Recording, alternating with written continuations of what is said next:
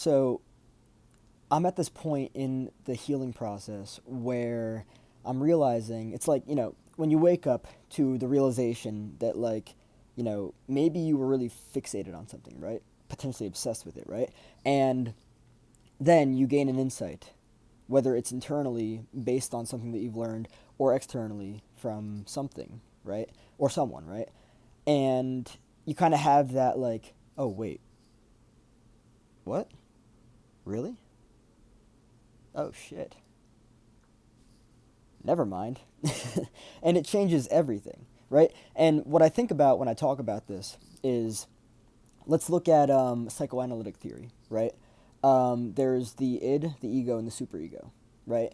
The thing that fascinates me so much about the id is it's just it's like the energy of the id is kind of like, oh my god, I need to have, oh my god, it's just fucking off the walls, just crazy, right? So it's like obsessive in the moment, right? Um, it needs it in the moment it needs it, right? Um, but what's so interesting is that it's like, if the id were to discover, obviously through maturing and everything, that what it thought it needed it actually doesn't need, and not only does it not need it, but it would actually be a hindrance on its potential.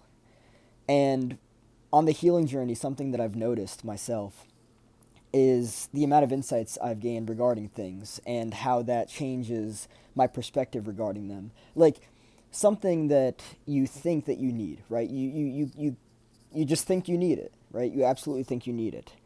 And then you gain that perspective that kind of, like, it just brings you back to the point of, like, oh, wait, really? Wow. And then it just literally, like, it's like you just come to the point where it's like, never mind. And that changes everything. This has been, for me, one of the most interesting aspects of the healing process, because when we're on the other side, right? When we're instilled with ideas and beliefs of, you know, um, limitation, that we're not good enough, of insufficiency, whatever ideas about ourselves that we were conditioned with, that limited our capacity to experience life at the fullest, right? When those are removed, right? Because you see life through a very specific filter, a very specific, you know, just a very specific way.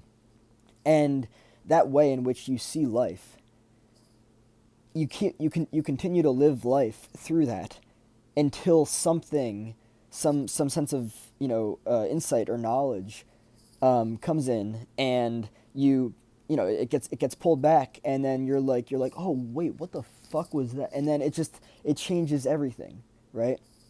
That is literally so interesting. It's fascinating how we think we know what it is that we want and need, and we think that we are all that we can be, and that it doesn't get any better, right?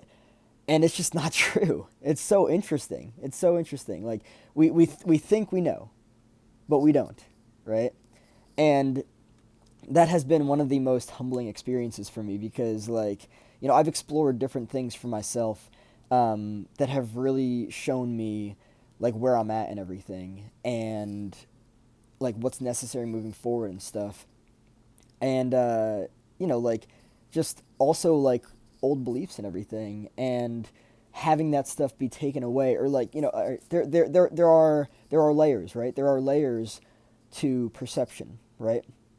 Many layers can be just conditioned beliefs about what it is that someone deserves, right? If you take those layers away, which is challenging, of course, too, because, like, taking those layers away requires you looking at yourself fully, right?